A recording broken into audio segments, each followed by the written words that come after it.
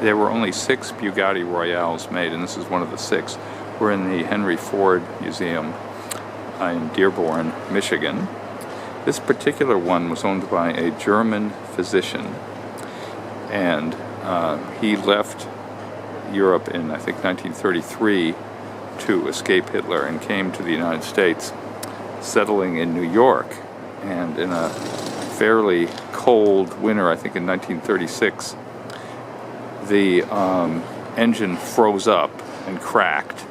So it sat on the street in New York for a number of years. Now, this is probably one of the most valuable cars in the world. As I said, only 6 are made.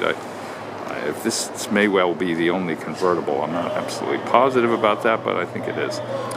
And it sat there for a number of years, and then it was picked up by Charles Chain, who was an executive at General Motors. And he had it restored and then donated it to the Henry Ford Museum in 1958.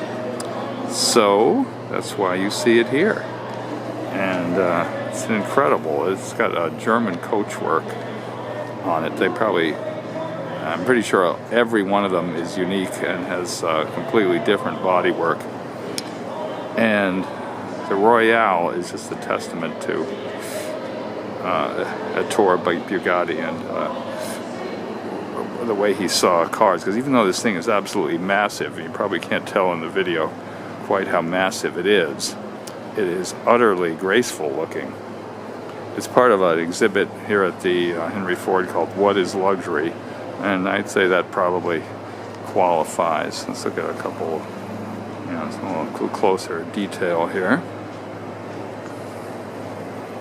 I'll show you where the proud coach builder put his name. There we are. Like I said, it was a German-built body in Munich. All right. 1931 Bugatti Type 41 Royale convertible, one of 6. And for you here to enjoy at the Henry Ford Museum in Michigan. Jim Motivale.